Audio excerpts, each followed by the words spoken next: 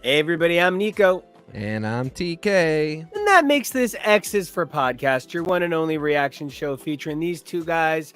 And of course, none other than our amazing producer, Kevo. Hey, Kevo, say hi, everybody, Kevo. Hi, everybody, Kevo. So, of course, it's a Wednesday, New Book Wednesday, big time, a lot of feels, crazy amount of books going on. I went to a comic shop today, which I don't do very often because I'm a little bit more of like a digital book buyer guy these days. But you had to today. Kind of had to today. And so I definitely want to give a little bit of a shout out to the super cool LCS I had an opportunity to go to today. The Geekery in Matawan. I've done signings there for my stuff. Big fan of the store, big fan of the owners. Always nice to come in and hear your name. Hey guys. So picked up a couple of copies of a couple of books today. Went in meaning to buy one book and bought let's just say it was a different figure than I intended it to be. So good haul though. I saw the haul. I liked the haul. I thought it was a nice haul. Yeah, and then Kevo, is the clip ready? Oh, she ready when you ready. Oh, then we ready. Okay. I am Johnny Depp, and I don't know what you're about to play, David Letterman. It's just going to be a clip from Mac and Me.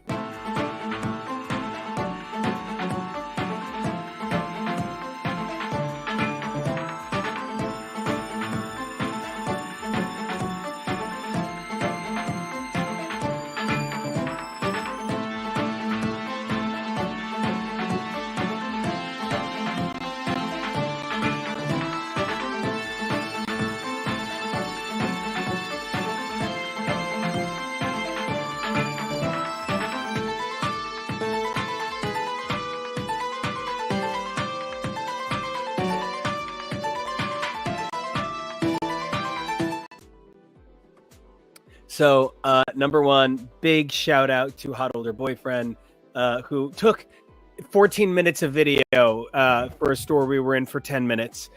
And then Kevo for, of course, editing that brilliant video together. And a big number one to the Geekery in Matawan, New Jersey, where I was able to pick up a number of beautiful books today.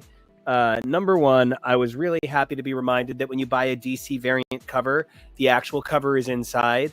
So even though I'm not the biggest fan of this standard cover of Green Lantern Corps, because I bought the variant, it's a regular cover inside the cardboard variant stock. So like you always get both covers, the regular and the variant you buy. So I picked up Civil Corps.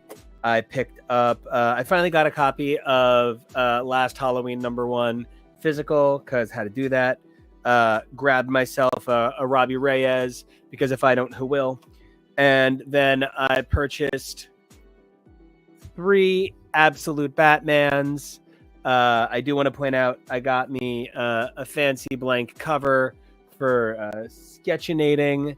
Do you think you'll use that? Yeah, I love to get my custom covers done. I have a Nick Bradshaw Wolverine hanging in the office. Yes, that one I know well. I have a number of amazing covers done by super excellent indie comic book artist Taryn and Glima, hanging around the house at somewhere, I think. Hanging somewhere in the house is a Apollo Rivera Daredevil. Also hanging is a David Mack. So I love blank variants. I think they're super cool. But that was just me kind of, saying how great Matawan's Geekery is. And would love to hear if you've got any places you think people should go pick up their books on Wednesdays. I mean, we talked about my places before. There's, of course, Coast City Comics and Casablanca Comics. And I did not pick up books there today, and I did not record myself doing so. So that we will save for another special day. Unfortunately, I don't know when that's going to be because I don't know what I'm looking forward to coming up soon. Absolute Batman kind of was one of the bigger deals. I don't believe there's anything on the Marvel slate that warrants video being taken as I march myself up there.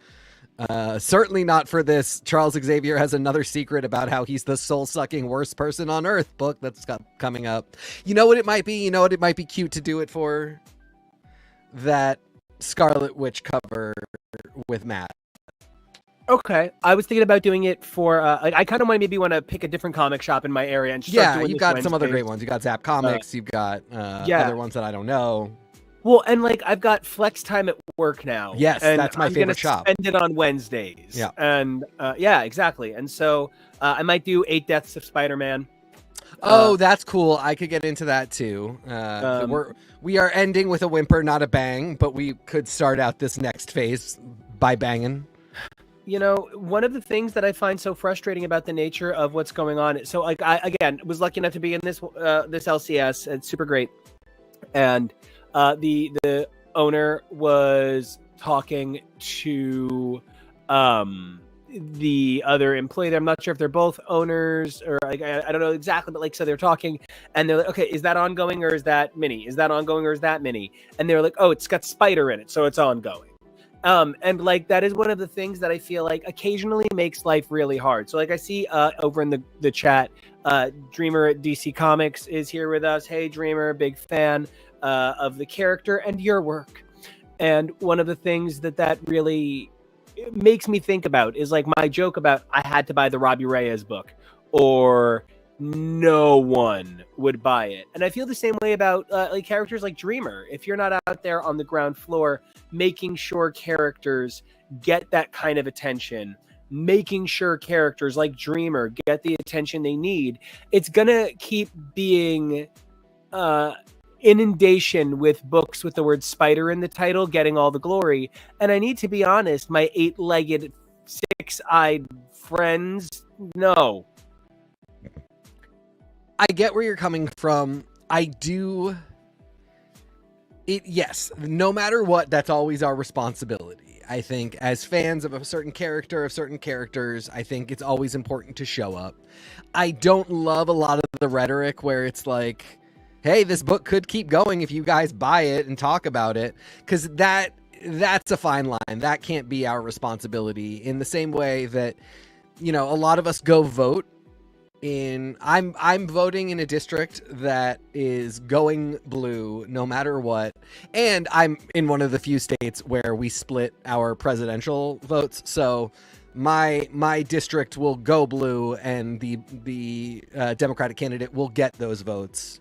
No matter what I do, that is basically a foregone conclusion.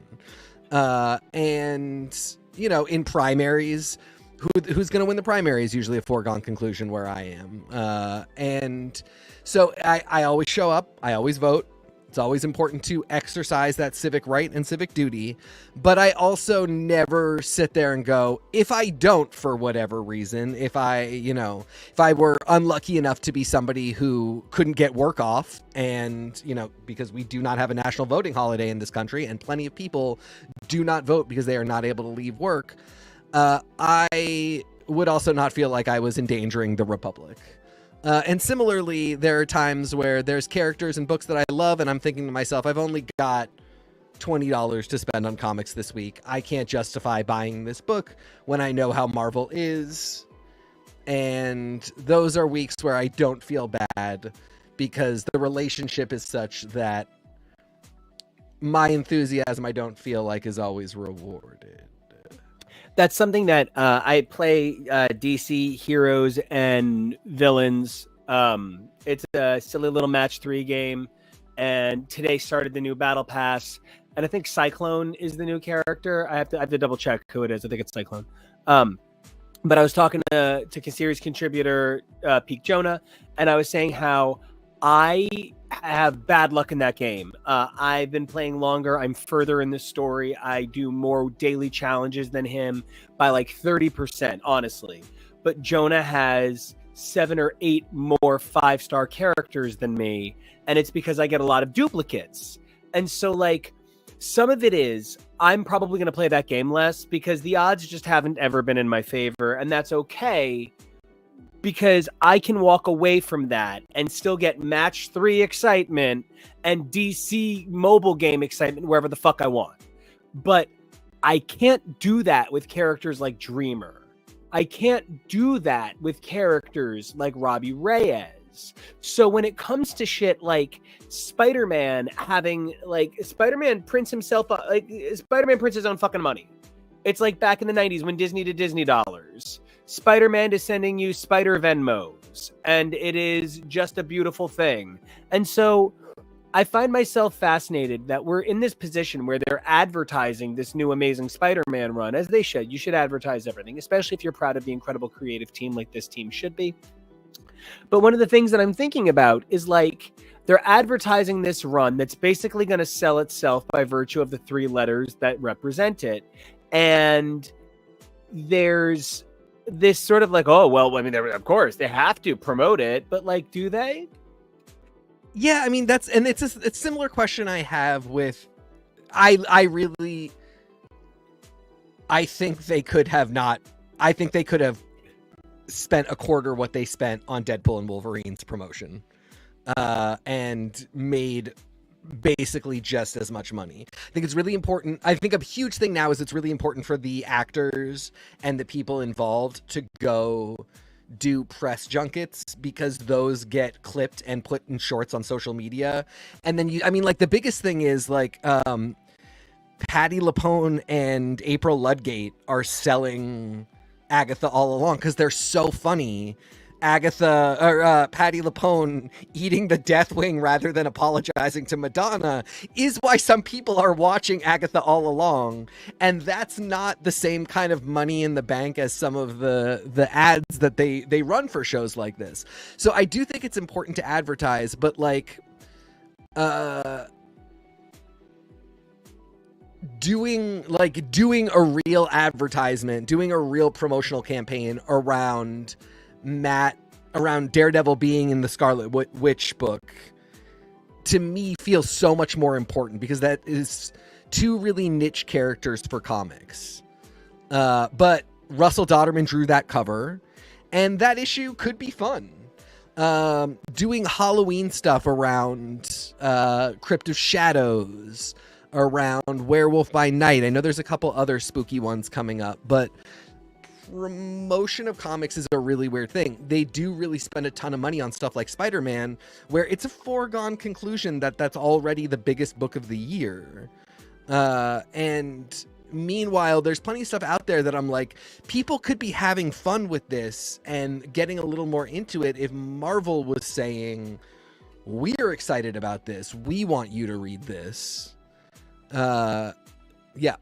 Well, and I think even part of where we find ourselves at a fascinating crossroads is, just to kind of segue into some of the X-Men stuff a little bit, I find myself feeling a way about the sort of, like, turnover, right? So Jordan D. White was talking a couple of months ago about how, whether it was New X-Men, which didn't work out, or it was, we were going to do this thing where Kitty Pryde wasn't a mutant, she was this whole other fucking thing, and we didn't get to do it. And, there's all these layers that they're saying about the stories that didn't get made. And I think about the stories that didn't get made that I grew up on, like, the original, the 12, whatever the fuck that was going to be, or the ever famous unpublished 2-part Doctor Strange Daredevil crossover that was supposed to follow Frank Miller's return on Daredevil and Born Again, where he was going to do a 2-issue epilogue that just never got made. And the first script was written and the script exists, and the second script was beaten and the beats exist. And Man Without Fear, Kuljit, of course, like one of the greatest minds in Daredevil history, Kuljit has the whole thing over on Man Without Fear. But I think about the stories that didn't get made, and I think about the things that ultimately do get made. Also, big fans of both Brad and Andrew. Hey, guys. Hey, what's up? The thing that gets my mind here is I don't feel whatever Gene was doing in the pages of Krakoan X-Men was done. I don't think that story reached climax in a way, and, like, not to make it that way that Nico makes everything, but, like, those of us who have sex places in their brains might know what I'm talking about. You can finish your sex act and not feel complete. and yet you can also not finish your sex act, but have reached the thing that makes you feel completed. So you're done anyway, whether or not that physical component comes into play, right? And I feel like the problem I have here is specifically both happened with Jean in the unfulfilling way.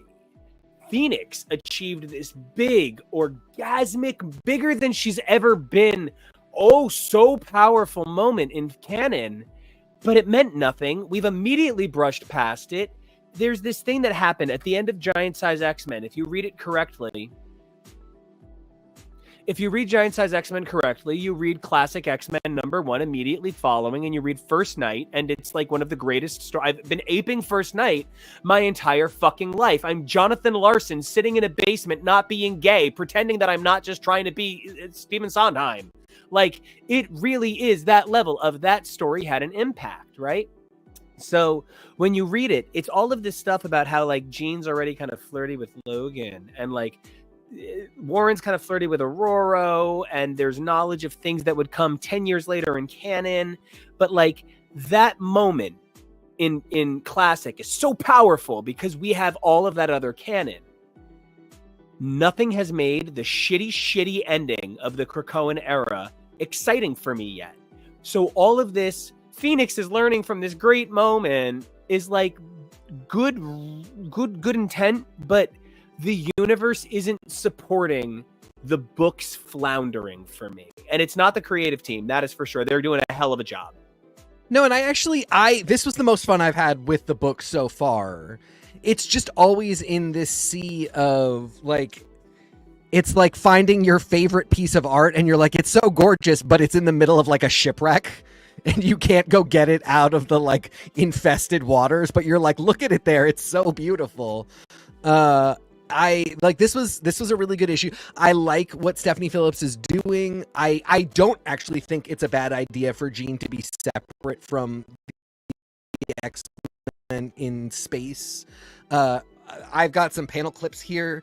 Jean and Carol are about to scissor me timbers. I'm sorry. This was drawn very aggressively, giving these two a lot of chemistry that I've never seen them have in writing or in art. And I love it. I absolutely love it. And Stephanie Phillips writes like she specifically understands why they would be like that. Why the person who is Captain America or Captain Marvel and also was binary, and the woman who was Marvel Girl and also is Phoenix would get each other and would be kind of friendly. And I'm super into that. I hope this is a friendship that other people pick up on. And speaking of people picking up on things, part of why this doesn't work is we can even go back before all of the, as you said, like really orgasmic Phoenix leveling up that came at the end of Krakoa, where we really did a lot of that, like Phoenix is intrinsic to the universe and part of the structure, in the same way that understanding that Nathaniel Essex has become a Dominion points to the structure of the universe in ways that matter. That's all really cool. Love that we did it. Have some issues with what we did and how we got there and where we are now, but all really cool, all really fine. Like 2 weeks before that, we were doing Thunderdome Phoenixes and Jason Aaron's Avengers, and Rebecca Rowanhorse was writing Echo as a Phoenix and pointing to the Phoenix as being part of native lore, and that maybe being a huge part of like what the Phoenix is. And you can't really, that's kind of now inextricable. And if you are going to let native writers fold in your cool, like, proto-mythopoeic characters into their experience of their cultural myths, I think it is stupid, unfair, and really dangerous to then just entirely drop that in a comic booky way. It's safe to do it for white people because all of our myths are in comics, woven into comics, get to participate, will recur again. White writers will do Norse, will do Greek, will do gods of all stripes. The one above all will look like the Judeo-Christian god. We have so many references. Mephisto looks like Satan. All of our stuff, we're covered. And even if it gets pulled away, even if Ghost Rider isn't tied to Mephisto for somebody's run, a Jason Aaron is going to come back and do essentially Paradise Lost but on motorbikes for his Ghost Rider run, and we're all happy and fine, and it's so good. I don't know the next time a native writer is going to get to touch Phoenix, and I don't know that writer is going to get to point to how like maybe the Phoenix is tied to Cohorty from What If, and who is now making an appearance in the comics, who is so insanely powerful that you might want to do a Phoenix connection there. But that's a pipe dream I literally just made up on this show right now, because we have no idea what's going to happen or how. And so that's just, I didn't like what Aaron was doing with the Phoenix, but I accepted it as part of Aaron's Avengers machine. And by the end, I actually really did appreciate it a little bit. Enter the Phoenix. You should be skeptical immediately, and you don't have to like it. But and how Enter the Phoenix fits into Jason Aaron's sort of treatise on everything it means to be an Avenger in the Marvel universe and the Marvel multiverse, Enter the Phoenix actually does kind of matter. And what that story then does for Echo and for native characters getting to relate to one of the biggest forces of creation in the Marvel multiverse, that's all really important and really, really cool. And it's not on Stephanie Phillips to fold all that in, but it is on Marvel to not let that go and to make sure that doesn't fade into obscurity. And they're not doing that. So then I'm disappointed in the Phoenix stuff, and they're not really supporting Jean/Phoenix in this book as being a holistic part of a direction for the X-Men. Because that there is no holistic direction for the X-Men. There's no cohesion here. This is just kind of a pile of stuff on the ground. And like I said, you can look at it and be like, that's the coolest painting I've ever seen, but it's still something that you're looking at in the context, not of like a curated museum, but just in the context of a hodgepodge at your feet. And like, I'm not here to get into a fight with any fans, but I worked at a comic shop and I was like literally living a life at that time. And I think part of what you're talking about is such an important part of what we have trouble with. Like, I worked in a comic shop when House of M was coming out.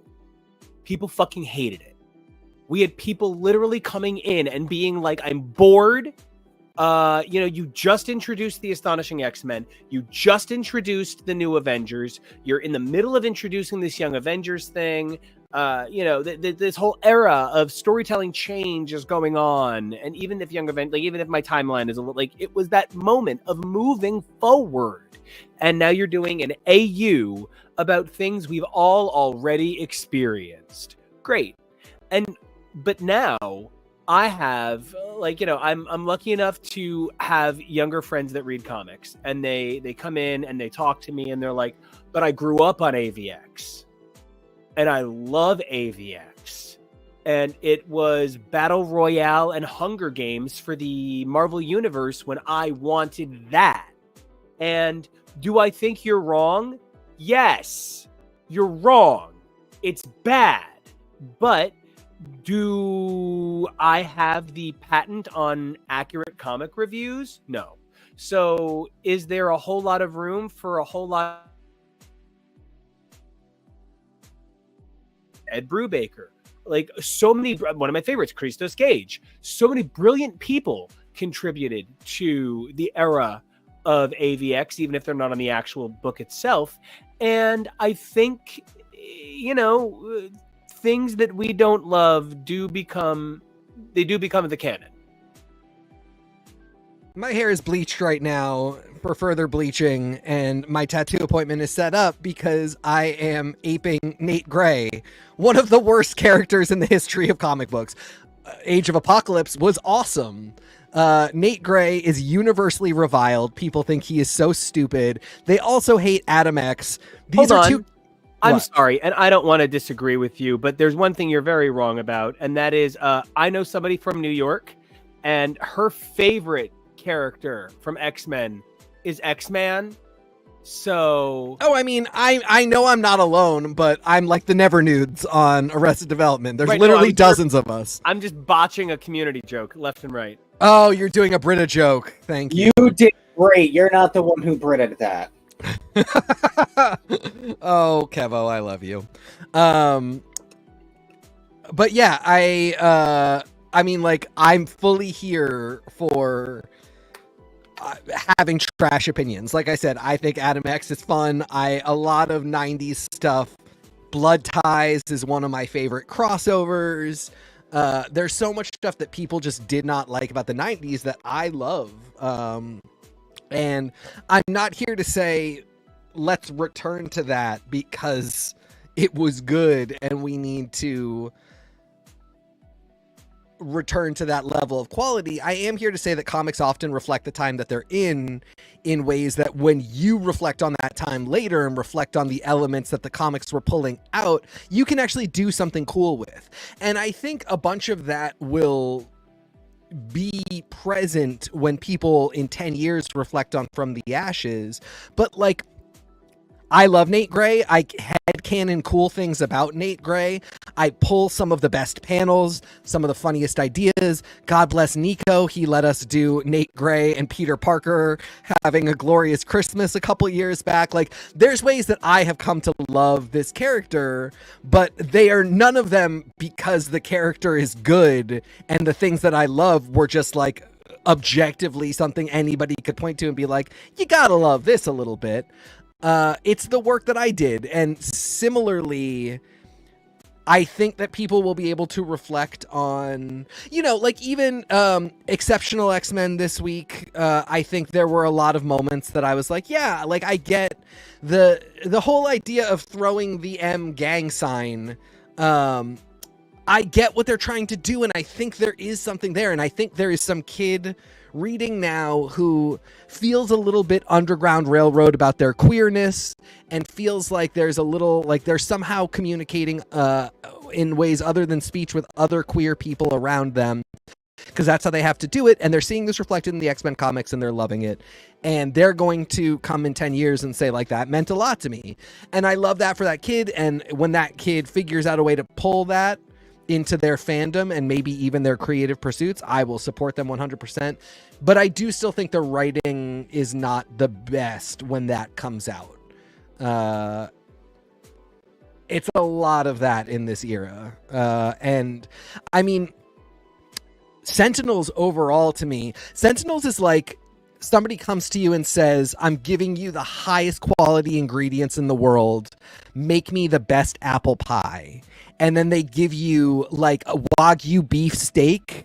They give you rice. They give you like the highest quality organic rice. They give you everything, these amazing ingredients, but none of them are what you would use to make an apple pie. And then you throw them all together and present this, and you know the judges take it and go, and here is our apple pie. I didn't get it was the bad guy book until I read the description referring to it as the bad guy book. Yeah, I mean, it's I think Alex Pagnadell is writing really well. I think he has some really interesting ideas about both the Sentinel program, why somebody would become a human Sentinel. I think the art is the artist is very good. It's just totally the wrong art for this book. Yes.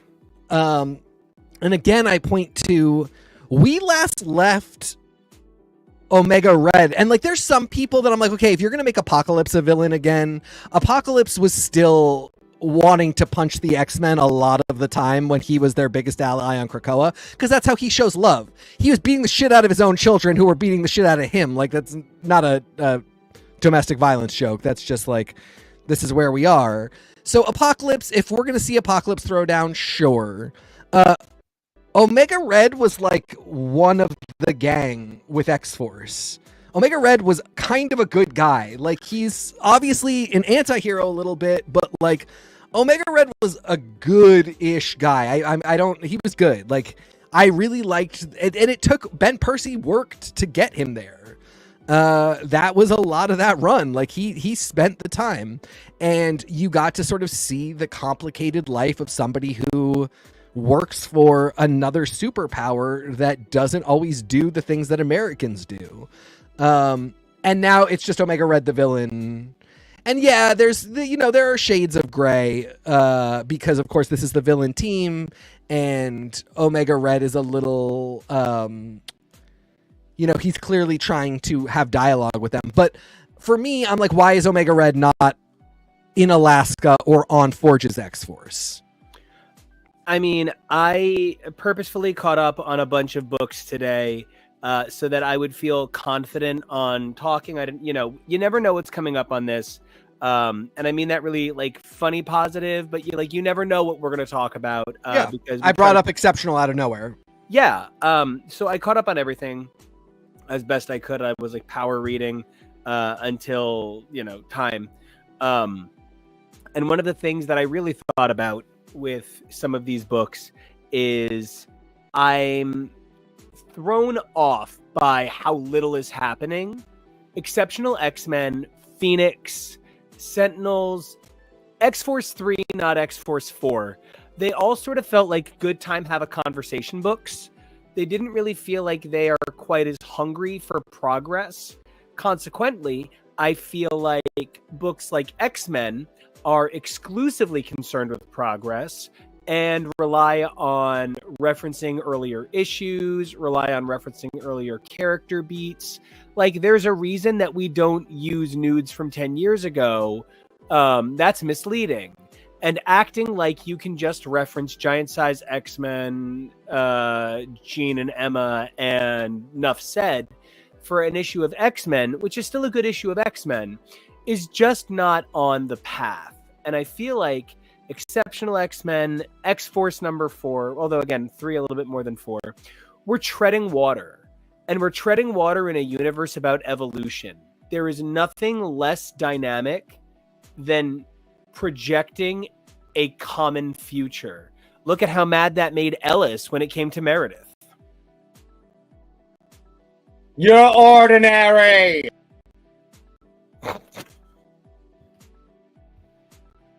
Please just keep doing this all episode, Kevo. We also need to have a conversation about how freaky it is that little Ellis looks just like her grandmother. She's like a tiny little clone. It's freaking me out. I don't find it cute. I find it unsettling. It's freaking me out. Also, she just appeared where I am in the West Wing. Ellis, you mean? Yeah. She just appeared where we are in Modern Family, so... Oh, there, she's everywhere. We love that lady. She should be in the X-Men comics. Did you know she's Welsh? That doesn't surprise me. She freaks me out. I didn't know. She should be on Doctor Who, too. There you go. Yeah, I mean, everything you're saying is entirely correct. This issue of Exceptional was really weird because it's exactly last issue over again, just with 2 different kids, all the way down to like, and then Emma appears on the last page to be like, "Oh, I'm silly," and it's a great formula for an issue. It was perfectly fine the first time around, and I like a lot of the details of how Eve Ewing writes Kitty. I think she makes Kitty seem a little bit younger, but yeah, this was the exact same template, and that's sort of the definition of treading water. X-Force, yeah, kind of. I mean, like X-Force, it doesn't even feel like I would say the book is treading water issue to issue. It feels like the existence of X-Force here. It feels like they're parking the domain, like they would get in trouble or they would have to release it into public. No, really, that's no, legally they would. That's literally why Journey into Mystery and why I can't imagine they have to release the book. They legally have to release a title called Journey into Mystery as an ongoing indica-bound book once every 10 years, or another company would be allowed to release a book. But so the problem becomes to get X-Force back into the social mindset costs too much. So since you have to do it once every 10 years, you might as well do it once every other year.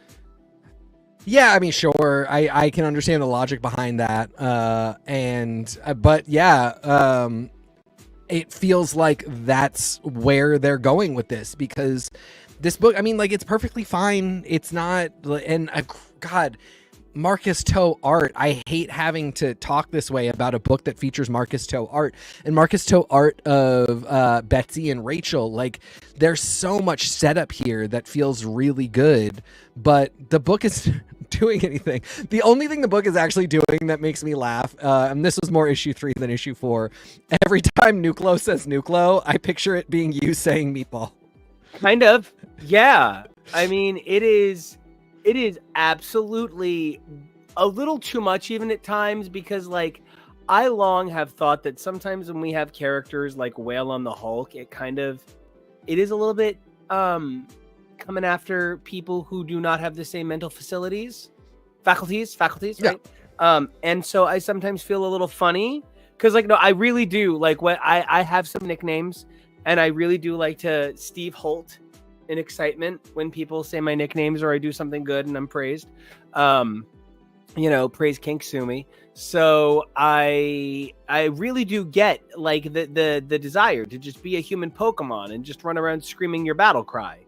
But at the same time, I'm sort of like, yeah, a lot of my notes on this arc are like, this Nucleo thing does not hold water. And I ultimately kind of found like, in so many ways, when it came to Sentinels, none of these characters mattered at all. Yeah. And I'm told that some of them actually do have backstories. And I know that some of them have backstories, found out they were in from some cool places like 198 and stuff, right? Yeah. So some of these characters are legit. But like, the most interesting thing of the issue was Omega Red, and the least interesting thing of the issue was the Sentinels that the book is named out. Also, like, Alex McNadell had some really good ideas. I mean, like, I don't hate the idea. 198, great reference, because that's a big Sentinel thing, even though it was poorly written and weird for the time. Great pull. Like, you're right. We have had Sentinels of all stripes for a while. And that's the thing I'm talking about with AVX winds up being someone's favorite. Yeah, exactly. I really appreciate, pulling in what you thought was important and good. Love that. Support that. There was a lot of, like... Vovoid, I don't understand what that name is. I don't understand. There was also like randomly the dialogue is a lot of times like he's like, okay, real boy, you ready to go? And then for the rest of the issue, I was looking for somebody whose code name was Real Boy. And I feel like it's a Pinocchio, like I'm a real boy reference because they're all machine boys. But there was just so much that I was just confusing, and like so many things, Marvel, it does feel like people don't edit these books. Like when I share stuff for my creative partners to edit, and when they share stuff with me, if I see Real Boy, I will highlight it and say, this makes no sense. What did you like? If you want to keep it in, I want to help you do that. Look, I mean, I cannot tell you the number of notes that are like, I'm sure you're trying to say something really interesting. Yeah, but I'm not getting. I'm dancing around that specifically because you are the person who gets most of those notes. But I will say to you, I don't understand where this came from. It's not that we can't have it in. It's that you have to explain it at some point in the writing or cut it out. And it feels like, I don't know what goes on at Marvel editing, but I don't know how somebody reads, like, again, this is like page 1. There's this reference to calling somebody Real Boy, and then it never comes up again. And I don't know what they were going for there. And there's just a lot of that in Sentinels that just keeps it. And it's just, not all the books are out yet still. We've still got this Declan Shalvey Mystique book that's always in the back of my mind because I'm like, this is never ending and there's no cohesion. This would all be really cool, could be really cool if there was some kind of cohesion. They don't all have to be on an island together, but, is Cyclops' team the X-Men? Rogue kind of says that her team is the X-Men because Cyclops won't be. But Cyclops' team is very organized and has a base and does X-Men missions, and Rogue's team keeps saying they don't want to do anything. Emma and Kitty are in a book called The X-Men, but we're 2 issues in, and they are not close to being a team. I'm sure we'll get there, but I just... and this is the same complaint I have every week. So I'm going to have to start coming up with new material. Well, I just want to add to a part of, I think the problem that we don't really address is like, and just to keep bringing up Grey's Anatomy for 1 second, the always version do it. Of X-Men. Yes. When Kevo and I are watching it, one of the things that we really didn't enjoy was that it always felt like Private Practice was going at a different pace than Grey's Anatomy. And if you tried to watch them together, one was doing the same story for several weeks, and one was doing a new story every episode. And that's sort of what happens with comics. With Astonishing X-Men, the team was telling a story that was 4 arcs that took place in 3 small groups of time. Gifted is one legitimately 48-hour period. Yeah. Dangerous is one 24-hour period.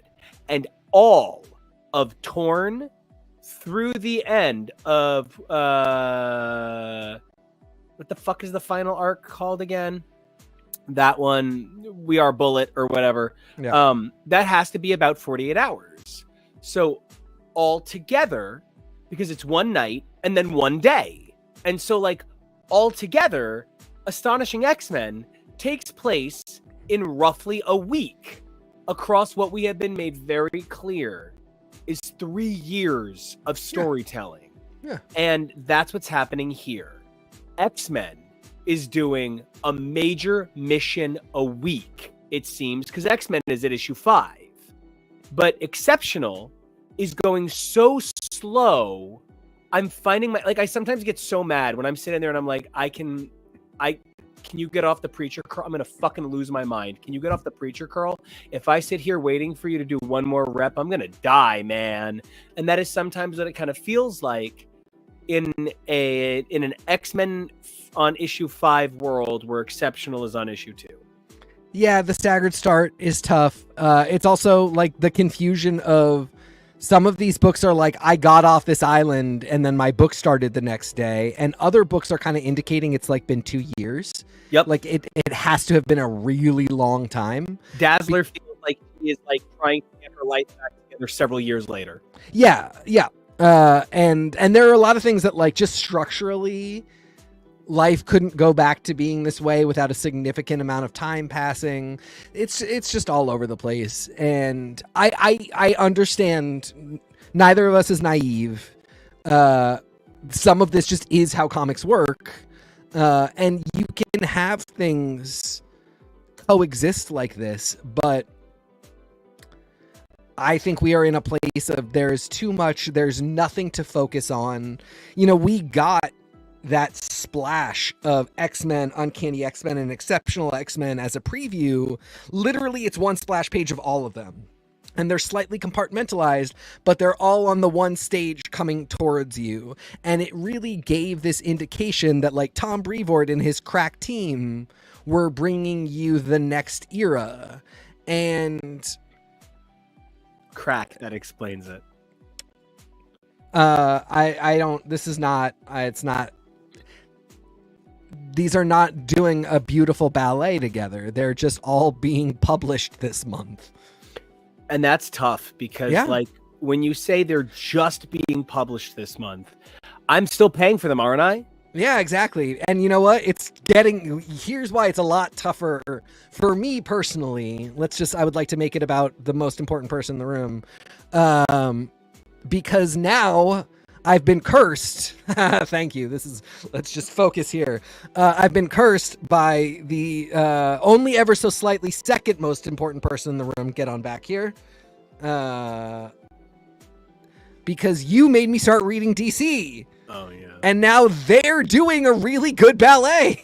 They're doing a ballet that's spanning multiple events. And they're doing it really well, and I'm totally buying into it. And like, we had this discussion the other day because we knew we were going to cover Absolute Batman, and last week we covered All In, and I'm loving everything DC that I'm reading, but there's so much I don't know. I know there's so much I haven't read. I haven't done what I did with Marvel. It hasn't been decades. So I can't just pull continuity understanding out of my ass. And I wrote down to you what I believed to be happening in the storyline, which is essentially that, absolute power concludes with the heroes, winning the day as they always do.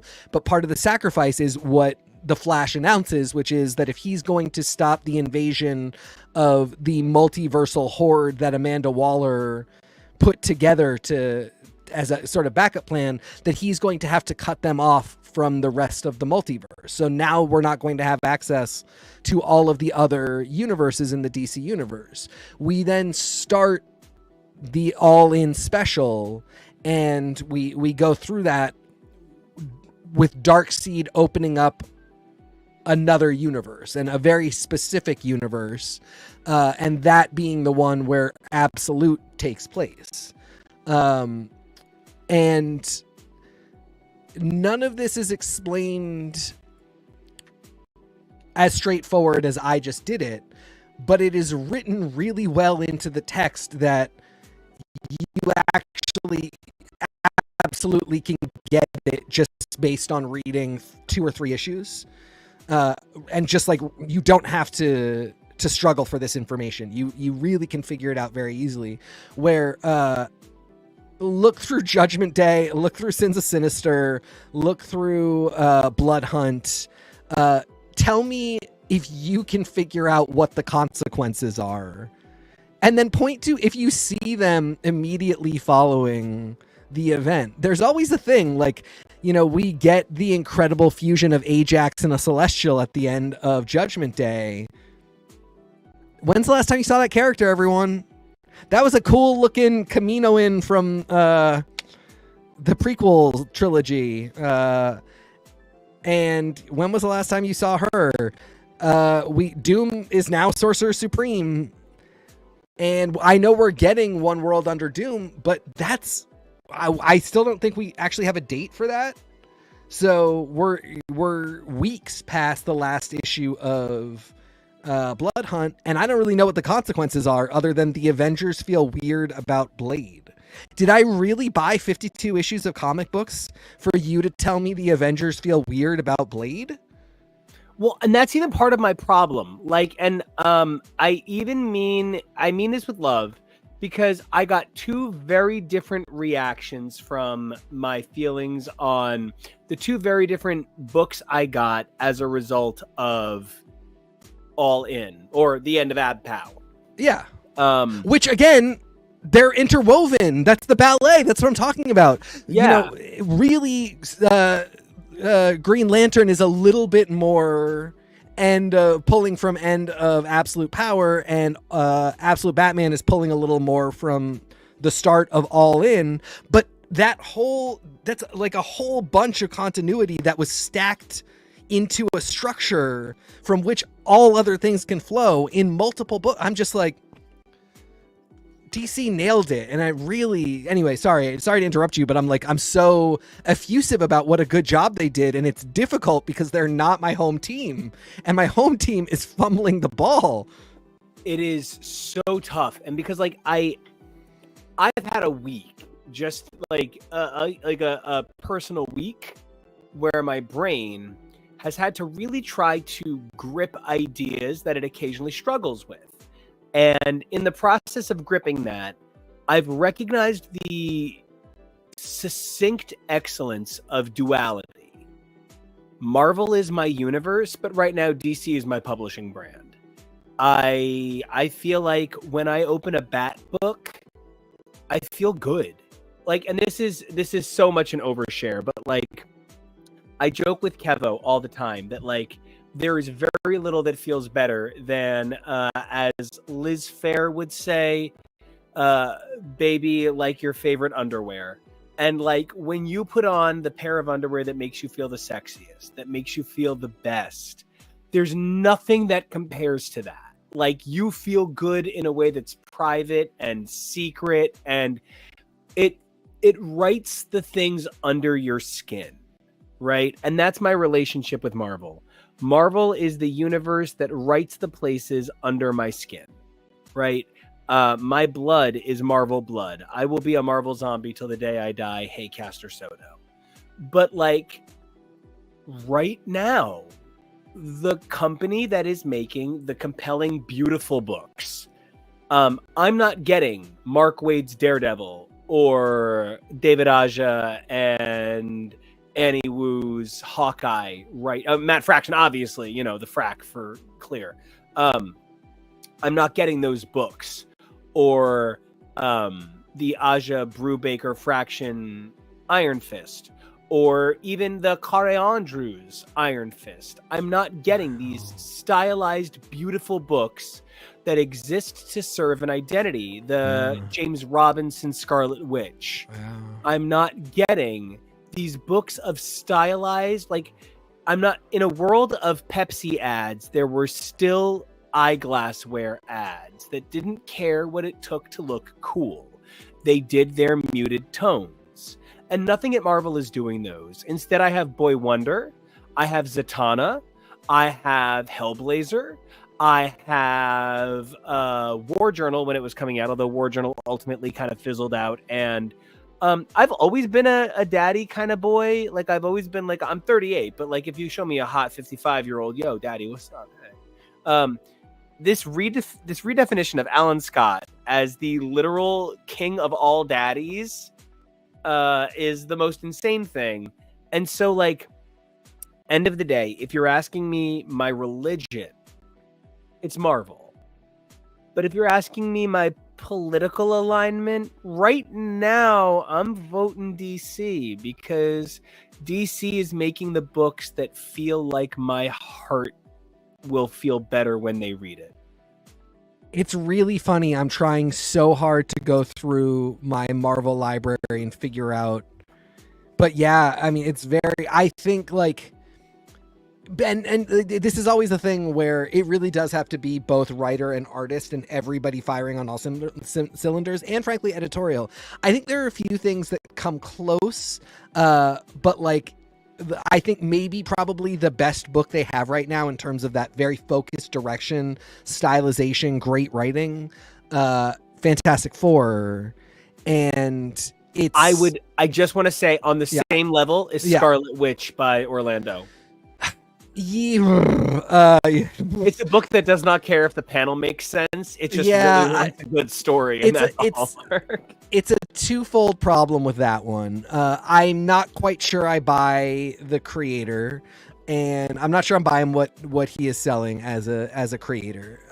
And the bigger thing is, it is Scarlet Witch, break after 5 issues. Scarlet Witch and Quicksilver, break after 5 issues. Scarlet Witch again, we can't be going that long with this. Like, et cetera, et cetera. I think Immortal Thor, Venom, but then now that's a little bit tainted because Venom War, and I don't know. It isn't happening really at Marvel, and it certainly is not happening with their flagship stuff. It's wild to be in this era where Amazing Spider-Man is so long-lived and is not being discontinued after this writer, which is fine. It's whatever it is. I'm excited for Joe Kelly to come on, but the Spider-Man that came before this was like 88 plus issues. Maybe it went to 100. And it hit some dumb weird. Yeah. I can't even remember who wrote it anymore, and I don't remember much about it. Nick Spencer. Thank you. And unfortunately, I think we're really going in that same direction with this run. Like, of course, I'm going to remember the Romita art for always because I just love that man. But I don't think this is Zeb Wells' finest hour. I don't think the combination of the team is great. But yeah, meanwhile, you just listed so many fantastic books at DC. And it's okay that some of them are minis because a lot of them aren't. Green Lantern is an ongoing. Batman by Chip Zdarsky, ongoing. Catwoman with Teenie Howard, ongoing. The fact that, Hellblazer Dead in America, which clearly has the vibe of a mini, and it's a maxi, I guess, because it's I think we're getting 12 issues. But Zatanna, these are 2 really beautiful stylized books telling great stories. I don't know, it's just, and this is all supplemental. I wouldn't say supplemental, but like the fact that we also have event books coming out that, again, the ballet, man, it's just so good. And to get to experience the end of Absolute Power, which, hey, at the end of the day, Absolute Power is not rocket science writing. It is not going to change your life forever in terms of what was said or done there. It ends really fast. There's kind of a lot of like, thank God we got the MacGuffin, because now we can do the thing, which is not writing that's ever going to change your life. But in a world where Marvel writers are writing insanely complicated stories for absolutely no reason that also aren't going to change your life and then aren't fun. I'll take simplified MacGuffin blockbuster writing that pulls everything together and maybe makes, a couple solid points at the end. Amanda Waller is down and we're cut off from the multiverse. I get it. Okay, we're good.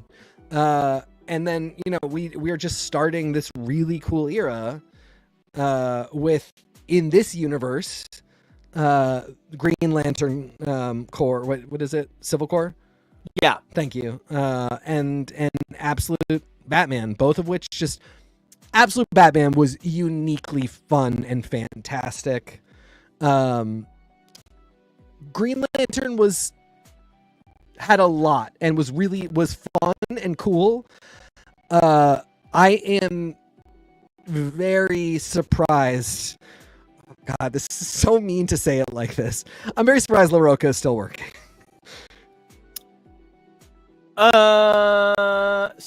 Okay. I'm gonna give Absolute Batman like a C+. Wow. Because it can be so much more, or what do we got? When I think about Scott Snyder making me scared till I'm dead in Batman, making me literally, I think about the Labyrinth issue. Court of Owls, right? One of my favorite things in comics, because of how poorly they were used, not by Snyder, who genius, but when it's so funny because I'm sorry, I'm reaching for my copy like a nut job. No, I didn't grab the right book. Hey, off screen. Oh my god, I'm just gonna grab the bag. Anyway, so when I think about Scott Snyder and I think about his Batman and what he was able to make me feel, it was fear. It was genuinely terrified. When you think about Bruce Wayne, you think about a man who doesn't experience, and so I'm having a weird week, but part of why it is always so important that top's not bottom in videos, if they are a top, is because we never see them the same way again once they've exposed an intimate vulnerability. And intimate vulnerabilities rewrite our understanding of the extreme limitations that a character can be confined by. So when you talk about Batman, you can talk about Dead End, you can talk about Nightfall, tons of stuff. But when you think succinctly about this identity of the Court of Owls and Batman knowing fear in the labyrinth underground, it conjured this moment where the limitation of Batman was that a man's brain was firing chemicals. A man is limited by what he can do. And if he does not have water, he will die. There is no bat pellet in the bat belt they took from him that will hydrate his body.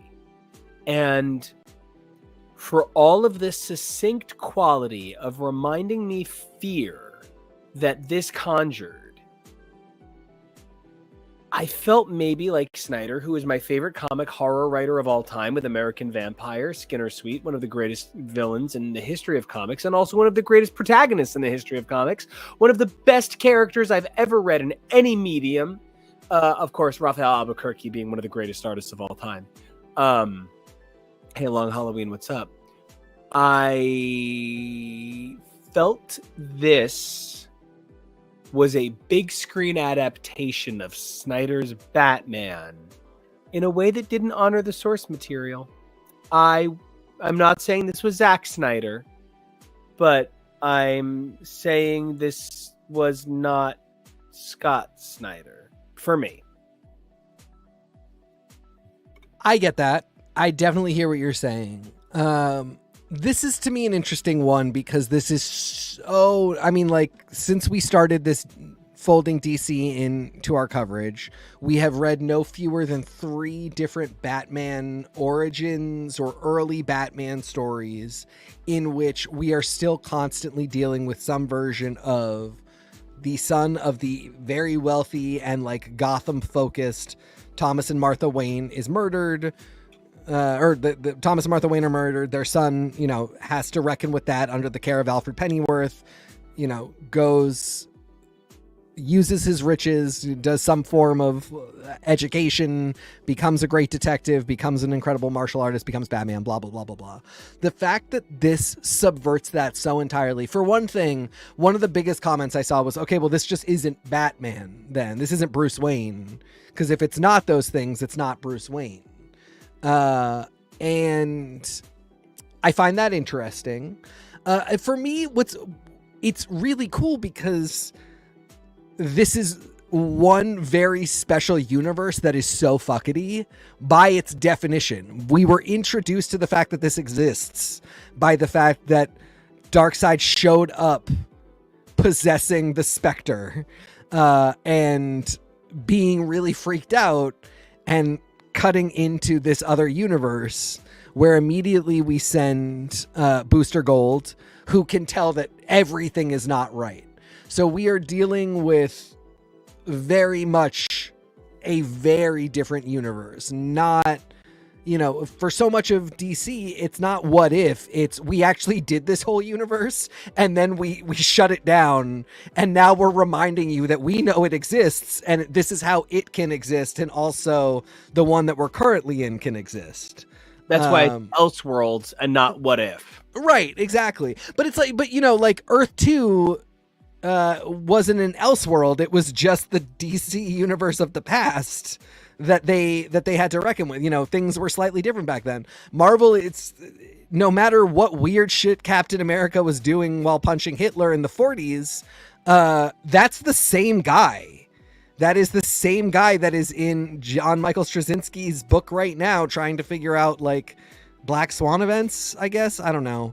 It's not bad, but also that is not the one. It's not the chosen one. But yeah, I mean, there are other there's a Heroes Reborn Captain America. There are other Captains America, from other universes, but like the weird stuff that everybody was doing in the 60s is in their past to this day. That's why, and maybe DC has the right idea, but it is canon.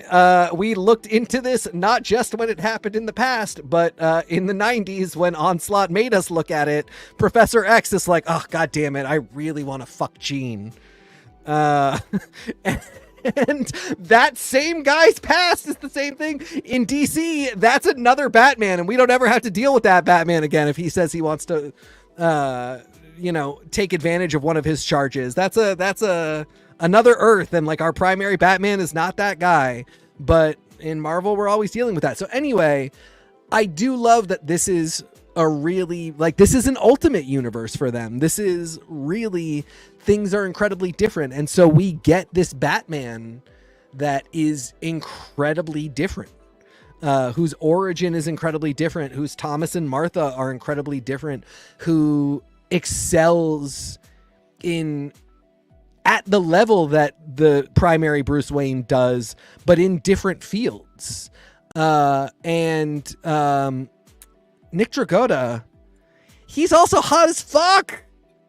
He's a very large man. Yeah, and he, for many years was just known better as the guy who filled in for Mike Allred. Yeah, his Batman is very hot. I'm sorry, I said this. I texted this to Nico as soon as I started the issue. His Alfred is very hot. His Alfred is a stone cold fox. I don't know. This was not an A for me or anything, but it was definitely a solid B+. It was really fun. And I think part of it for me too is like, this is my first time to get to start from the beginning with the DC universe. And so, I probably will latch onto this Batman because I have gotten to see him right from the beginning, and no other fanboy knows more than I do about this guy, and I can really get into him. Also, I finally got that the emblem is the Batman with his cape out. Yeah, it's also like a battering ram. Well, that's what I was gonna say. It's also like an axe head that he Yeah. pulls off. I like that part I got, which I also love. Yeah, there's a lot of layers to it, and that's one of the reasons it's a great. A lot of times, Batman's is a batarang. I mean, I know that from the movie, but like, I assume that did not come from the movies. Yeah, it's so anyway, I liked it. Yeah, I don't know. I'm into it. I could see this being wildly disappointing when DC realizes that nobody's into this universe. And after kind of doing all this, we shut down this event and maybe don't touch this universe again. Or maybe it'll be super important and we can do a lot more with it. I don't know. But I had a bunch of fun. I think we're kind of flipped. So like this was like B plus for me. Green Lantern Corps was C plus for me. Green Lantern Corps was like a B- for me. Okay. Like I had a great week with DC, big fan, but it just wasn't like the runaway week of my life. The energy was there. The energy and the creativity were really there, and I can't say that for Marvel. Best of intentions. Yeah. But one of the things that a little bit held me back on Green Lantern was feeling like so much of it was, well, we're trying to make the best of what we've got going on. And we know that Philip Kennedy Johnson left. And I feel really bad saying it because I'm a big fan of this era. But Hal Jordan is just a big, dumb penis. Like, I mean, they have purposefully sexed him up right. They have purposefully made him like just a sexy, friendly himbo. He's not really Hal Jordan, who is a curmudgeonly bastard. He's not really a rude space cop anymore. One of the things that I feel a little surprised by is that it felt like so much of this issue was just designed to facilitate the opportunity to talk about plot ideas, like, oh, how do we build the Radiant Black in? But like, I don't know, didn't some of these covers have Kyle on them? Didn't some of these covers feature like Sinestro? And like, then was he not like in the book and like at all? And Kilowog, I mean, I get that you need the Thing facsimile to wear a power ring because somebody wanted to prove willpower or whatever. But like, I simultaneously find myself a little disappointed by the mislead on the exterior versus the interior of this book, where even the real cover was just sort of like, you sure?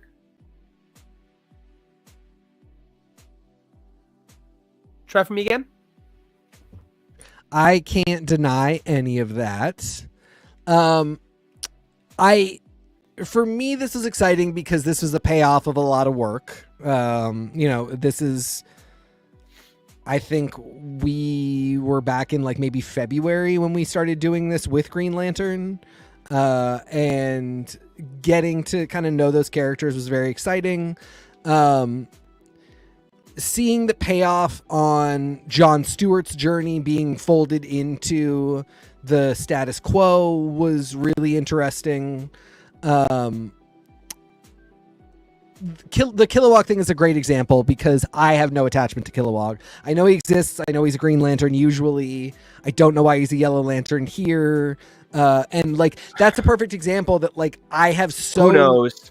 I have so little continuity that my expectation, because similarly, like Sinestro has been a green, a yellow, and a red. So I was kind of just like, I assume Kilowog has been a Yellow Lantern at some point. And you have two options, guys. I can either stop reading the book and lose my reader momentum to figure out, has Kilowog ever been a Yellow Lantern? Or I can get through the issue and kind of just keep that in the back of my mind and then maybe go do research later, in which case the effect of the panel where he shows up and he's a Yellow Lantern is maybe a little bit killed because my energy isn't there. So, that I don't really care, but like, that's, if you're asking people to buy a #1 and they're really new readers, you kind of got to do a little more work than that. put in the forethought to think about the way it's going to affect the reader, because like I agree with you. Like I even sort of went, oh, like part of when I read DC, I read it through your eyes, I guess, Yeah. a little bit. Like I read it thinking, how will my co-anchor feel about this? How will the person covering this with What me, are we going to talk about? yeah, how Yeah. is this going to play out on air? And you know, it worries me sometimes, because I feel like for all that we're saying about Marvel versus DC, you still have a pretty strong background in the concepts of DC, even if you don't know the specifics. Yeah. I wonder if Marvel worries that people with no background in the concepts will be lost, and Marvel designs issues so that every new reader feels welcome, while DC decides to design issues for classic readers. I wonder. That's an interesting thing to wonder. And to that point, I mean, like, I'm not even a classic reader, or this doesn't even require classic readership. Jadestone, very cool character. An Amazo that ate too much Green Lantern energy, and it fucked him up. I love him. He, A, is a really cool looking character. B, I just love the concept. That said, I didn't exit Absolute Power feeling super confident about my understanding of where this character was. Then he shows up and I'm stoked to see him, because it means that like I got to meet and get introduced to a new weird kind of Green Lantern. And again, this is another one that like I'm going to follow because I got to be there for his birth and for his journey. But he's immediately like, oh, I'm taking all your rings and I'm giving you new ones. And now I don't understand what's happening. Because how did that happen? Where did that come from? What are we doing? It's just such a Green Lantern thing to be like, oh, well, the rings need to be reset for artistic for the reasons. Yeah, it's manic. Yeah, so that was a little bit rough, because that felt kind of important that they all got new rings and that their old rings were taken away. I don't understand what's powering those rings. I don't understand, and that's fine. And then, you know, the rest of it, Alan Scott going and fighting the Green Lantern Mystics, the Unseeing, super cool. Don't necessarily understand 100% of what is happening, but this is a place where I got the impression that even a long-term reader didn't necessarily understand what was happening here. This is more comic nonsense, don't understand what's happening, and less not enough access to continuity, don't understand what's happening. But then, you know, at the end of the day, I really come back to, unfortunately, I just do not always love LaRocca. I remember him being somebody, just like an essential part of my experience of 90s X-Men. And something changed. I remember really noticing it after the Decimation, when he was doing the Uncanny Run, where Apocalypse shows up in the Sphinx and he's like, you all fucked up because you got decimated. Yeah, the Milligan run. Yeah.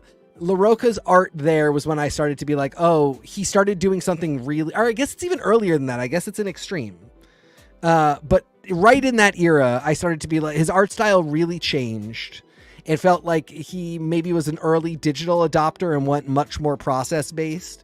And there is this panel of Alan Scott right after all of the Unseeing are like, oh shit, Alan Scott's here. And it's just a splash page of Alan floating in the air. And it is probably going to go in my like top 5 pages / panels of the year. And again, that's Salvador Larroca, who I'm otherwise saying like did not kill it for me. Like you go 2 pages forward and it's just everybody making these weird Muppet. I don't know. It just doesn't work. The women's lips are all too pursed.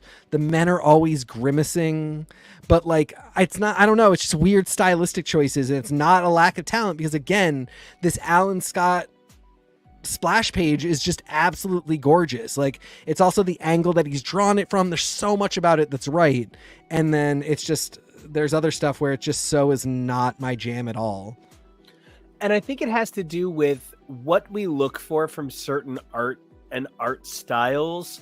When I'm reading a horror book, as much as I think maybe someone like Chris Samney is a genius who knows how to instill fear visually, I don't necessarily think of Chris Samney as the world's greatest horror artist, even though he can show fear and horror.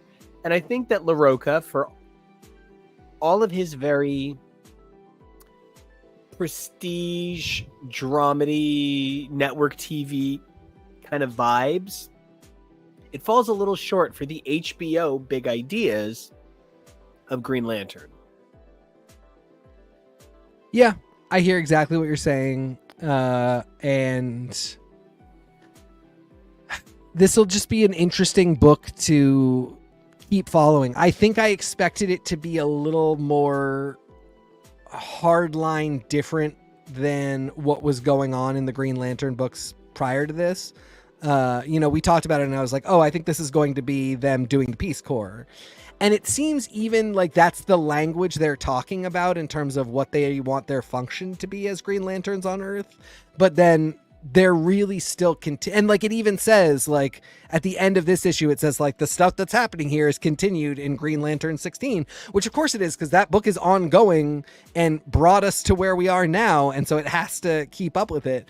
But, like we are right in the midst of figuring out what is going on with United Planets running the Green Lantern Corps. We did wrap up John Stewart's story in War Journal, but it was a very open-ended ending, and immediately it picks up here with the head of United Planets taking this cursed ring that he has that is full of dead ghost peoples. And so this is just an immediate continuation of everything that came before in Green Lantern, which is fine, and I'm even into it because I like those stories. Like I'm not upset to keep following it. I just feel like maybe somebody pitched, I could see it really having been pitched as this is the Peace Corps, and DC was like, yeah, totally. And then at some point they were like, hey, we have changed our minds. We're going to have you scale that back, and this just needs to be part of what we're doing. I mean, and that's even part of the nature of what I was talking about earlier when I was talking about runs that start and where they were maybe meant to end up. Yeah. Philip Kennedy Johnson leaving Green Lantern War Journal. I don't know if that was the intent early on, if they only ever hired him with the possibility that he would be a regular writer.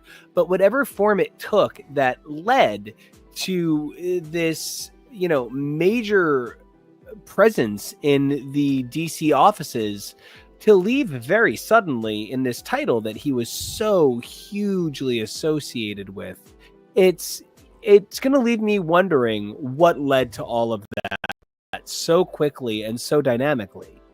Well, and I will say he wrote a really full story, like a complete story that, like I said, it ends. It's totally good. You could have left. John Stewart literally could have started this issue being like, I put that ring in a box and it's safe in the Watchtower. And then he's basically done. Like, you're totally good. And so it's interesting the fact that War Journal ended and Philip Kennedy Johnson is on this one special for Civil Corps, and immediately we pick up on all of the ideas that he's bringing over from War Journal. It does kind of, it really makes you wonder. Like, we don't have the answers to these things, but I'm not mad that we're continuing where we left off in War Journal. I just, calling this Green Lantern Civil Corps and having a lot of the language of the Green Lanterns honor that.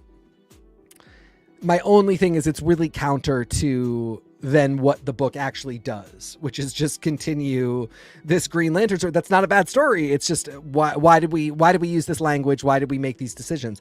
I can't answer that. I'll keep reading. Maybe it'll all come together. Maybe it won't. But that's what got me into C+ territory.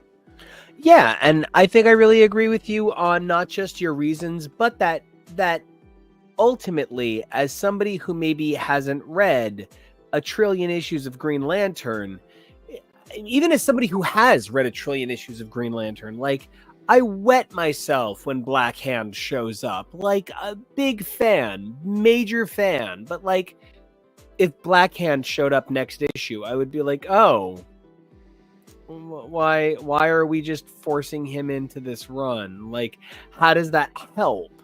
And I know Kilowog's death set off the current Green Lantern run. You know, that was the whole thing in that first arc. But I do feel like maybe it's so far past that at this point that conjuring it to have an emotional payoff isn't the best way to get me to engage with the story. Well, I feel like we've talked about every Marvel book there is, and all the DC ones that we are out here reading. And, you know, when I think about the things I love the most about this week, I love how many of these writers clearly gave their best energy. Even when I didn't love the story, I really loved everybody's best intent. And for that, I'm going to give this week on the whole a B+, even where I was let down. Yeah, I think I'm in the same general zone, B+. I mean, again, just, yeah, some fantastic creative energy here. Really good ideas, really great dialogue a lot of the time. Really notable art moments that made me totally vibe with all 4 issues. We didn't talk much about the art in Phoenix, but there is... Actually, I did, because I really vibed with the incredible sapphic energy of Carol and Jean. I thought the art overall I thought the stylization of the artist, and I do want to say their name. Well, you looked that up. I'm just going to say really quick, I thought this was a slightly less than great use of Gorr. Yes. Yep. This will let me down a little bit as a use of Gorr, one of my all-time favorite villains in like the history of DC. Yeah. Marvel, sorry. Marvel, He's yeah. such a DC villain. That's even like part of what I was kind of getting at. Like, he is such a mythologically big idea. To see him used in what kind of felt just like a spooky bad guy way. The logic made so much sense. And even, again, the writing where he's like, I'm going to kill you, Phoenix. You're a god. And she's like, I'm Jean Grey. I'm like literally not a god. And he's like, well, you are a functional part of the universe. So yes, you are. That's a really interesting idea. And again, like Stephanie Phillips is pulling so much from Jason Aaron's work. It's a little bit of a bummer that it's not a cohesive pull. Again, I'm thinking about the fact that like, and maybe by the end we will get some reference by Stephanie Phillips about Enter the Phoenix, which I would just appreciate. I really liked where she was thinking with Gorr. I just thought maybe Gorr should be the primary villain and not Petricus. I could see that for sure. Yeah, just he's a little underwhelming. Gorr is kind of huge. Jean was a huge part of beating back All Black and solving King in Black. So for Gorr, her Phoenix lore. Yeah. So, you know, I like the direction we were facing with that, but you're right. The writing on it was not 100%. Justin Mason is the artist on Sentinels. I think he has a really fantastic style. It harkens to like, I'm not saying this insultingly, like it harkens to me. A lot of the faces remind me of Daria. It harkens to like a lot of 90s animation, and there's places where I could see that being so appropriate and so cool. And I can think of like 8 different Marvel books where I'd love to see it. Sentinels, I just don't think it was quite a pairing, but even still, there's some really cool looking art in here. He does do body horror really well, and this does have a really great body horror moment. So that really shined for me. Like I said, I already talked about how great LaRocca is with his Alan Scott splash. And then Nick Dragotta, just your men are very hot. Your Bruce is very large. All the praise to you for very wide Bruce Wayne. Let's keep our Bruces wide, people. Yeah, I don't know. Like, I feel like not enough people appreciate when a comic book artist knows how to draw a man like a chode, even when he's like 6'3". Yeah. And like, if you're drawing a superhero, he can be wider than he is tall, even if he's already fucking tall. It's a comic We book. already know what the concrete ceiling that cannot and should not be smashed is. It's called Rob Liefeld's Captain America from the side that one time.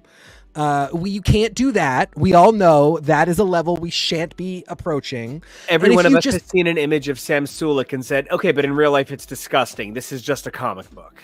And if you just know that, you can make your men very large and very wide, and you think about the doors they can't fit through.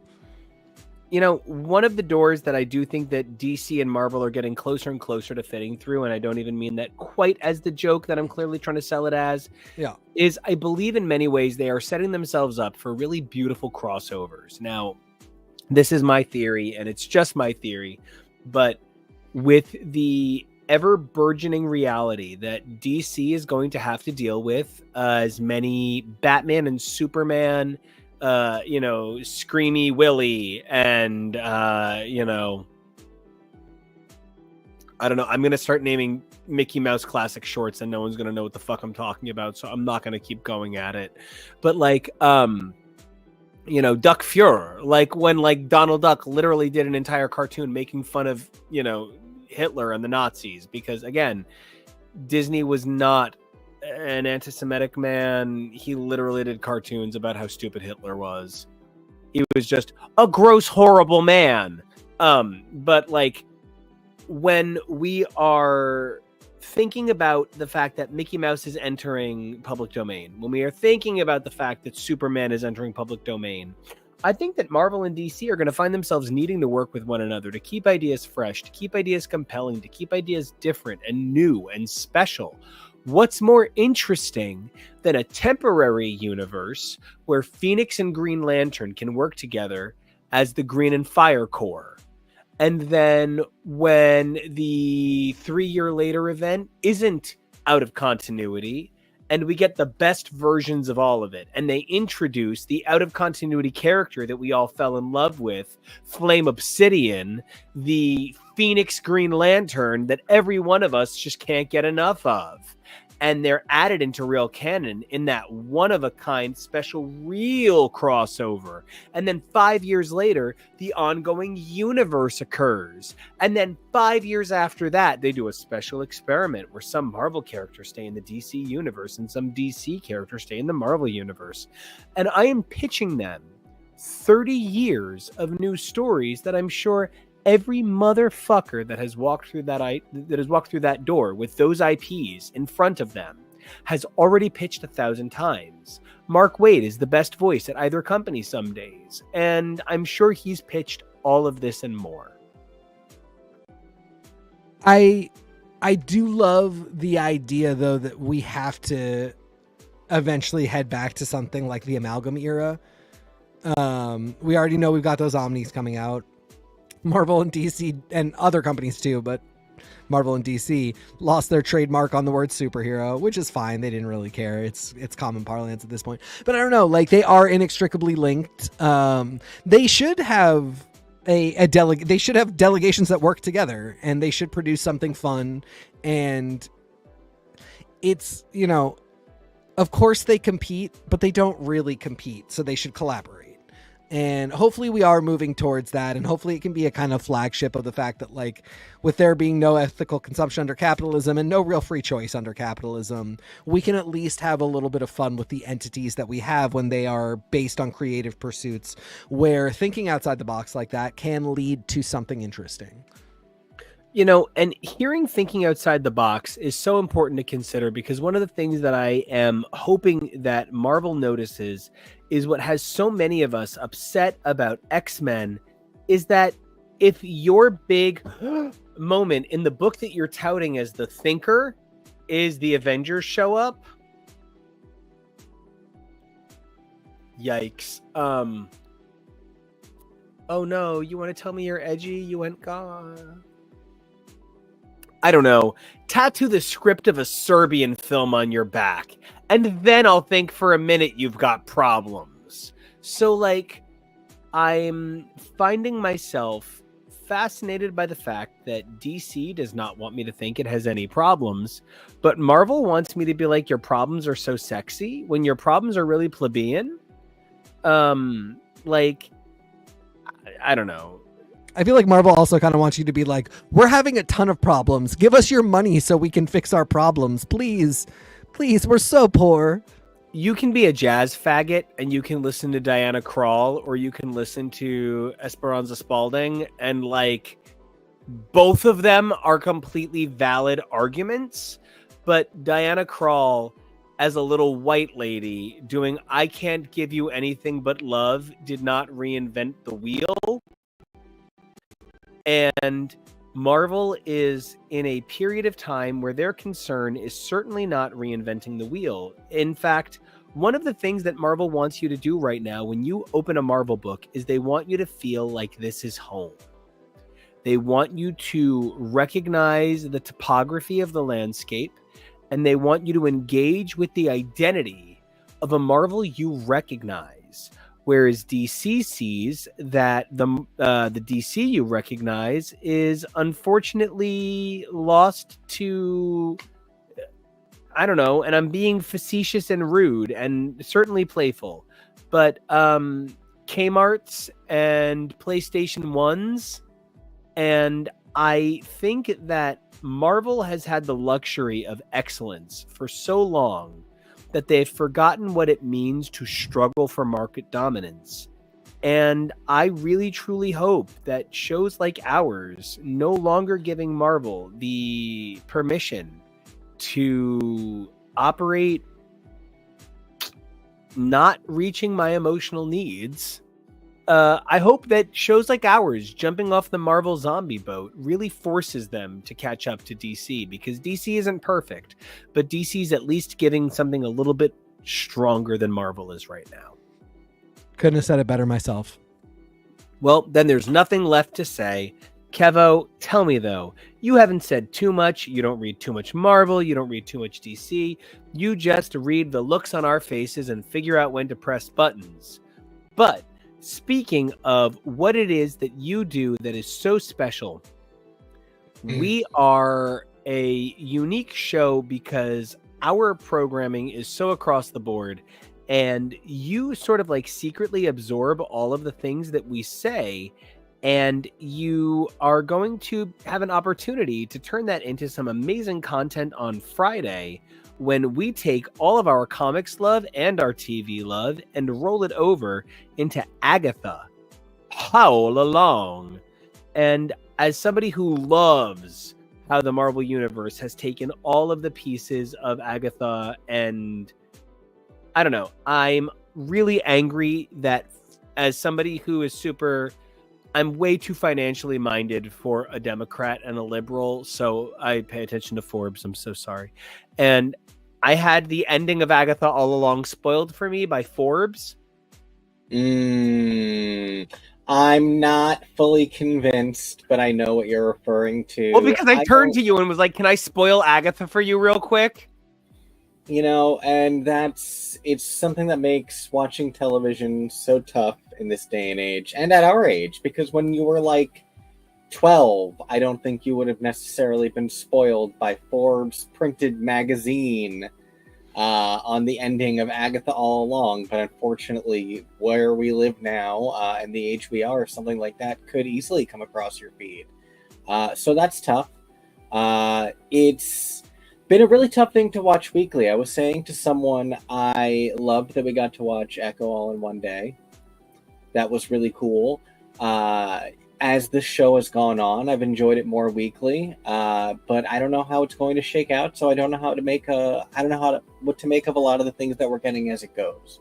So I've got a lot of thoughts and feelings about it. I'm excited for us to go over them for the mid-season recap of Agatha this week. I'm excited for all sorts of stuff that we have coming this month, as well as our ongoing comics coverage. I know I haven't jumped in on any of these, but I know if there is ever a title that tickles my fancy, I'm welcome to join in, or if we ever want to throw in a surprise from another publisher or whatnot. We'll see how it goes. And, you know, one of the things that I think is so important is one of the main reasons that I'm so confident saying that I feel like we are pushing toward an era where Marvel and DC are going to have to work together is because Marvel has a parent company with their hands at IDW, at Boom, at Dynamite, at so many other places. There is Kevo, if you wouldn't mind replaying that video, can you play it without sound?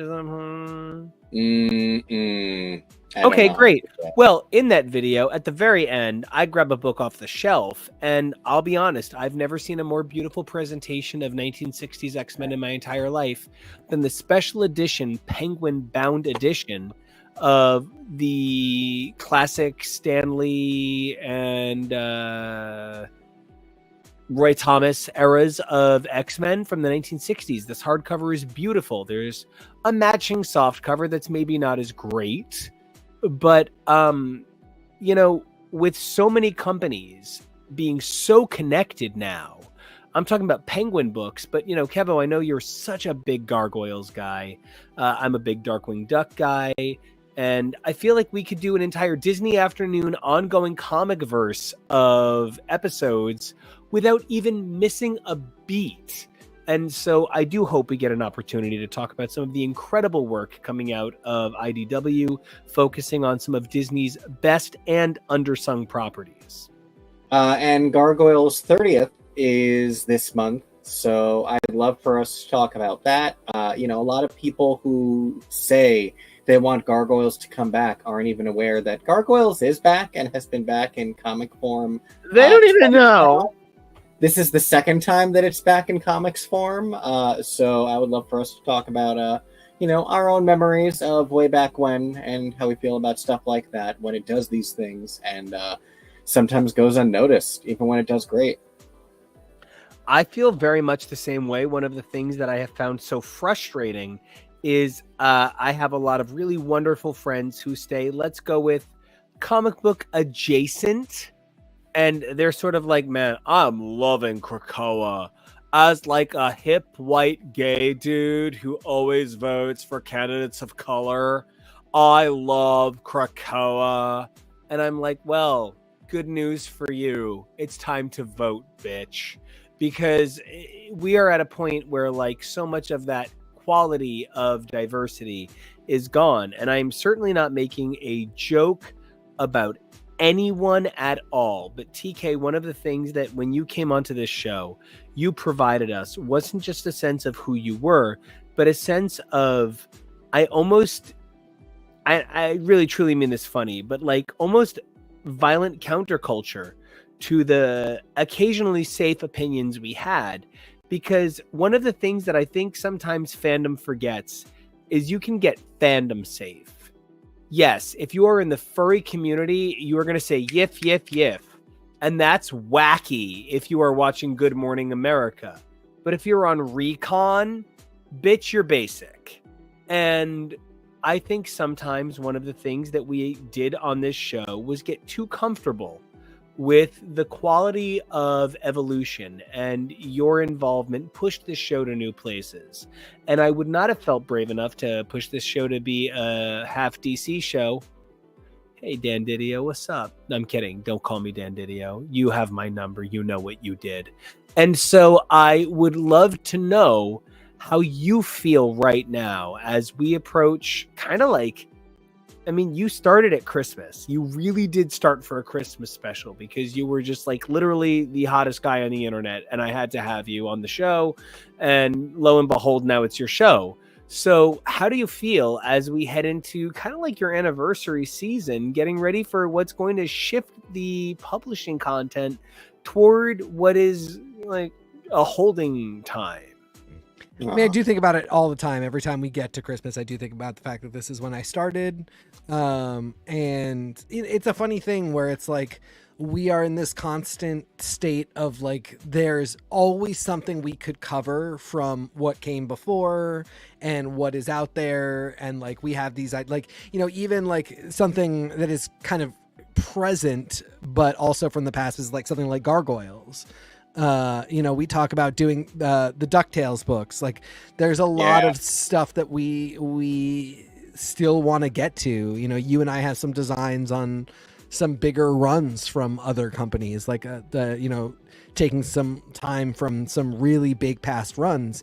And I love all that. And then that is always contrasted with like, what is the next announcement? You know, I said earlier in the episode, sorry, but you're not going to get me with yet another Charles Xavier's big dark secret. Like, we're not going to do that. Like, we're not doing a special on. We might cover that issue at some point, but like, no, we're not planning our content around that. We're not getting hyped around that because we're not convinced. I'm always waiting for the thing where we message each other in chat and we're like, okay, is this it? Is this the thing that they just announced that like we actually have to really prepare ahead of time for and get excited about and, you know, gear our coverage towards? We're not there yet. It's not anything that I'm seeing on the horizon, but I think one day it'll come. And until then, there just is so much stuff, not just from the past, but the weekly books that we do too, from both Marvel and DC. And like, there's even little things like, you know, 'tis the season. Both DC and Marvel are doing a lot of these random kind of one-off Halloween and spooky season books.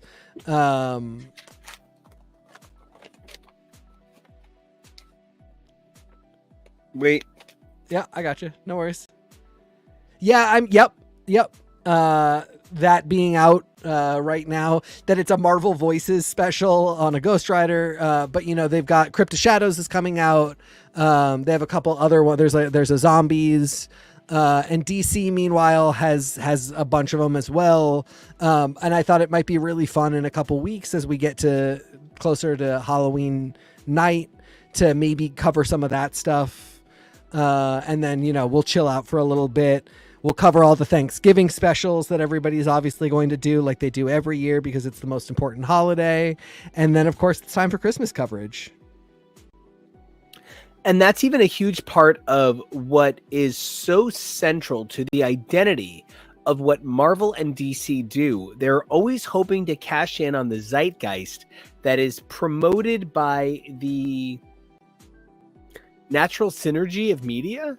And so, speaking of the natural synergy of media, TK, Kevo, did you do where everybody can find you? I don't know that I did, but you can find me over at Kevo. That's KEVOREALLY.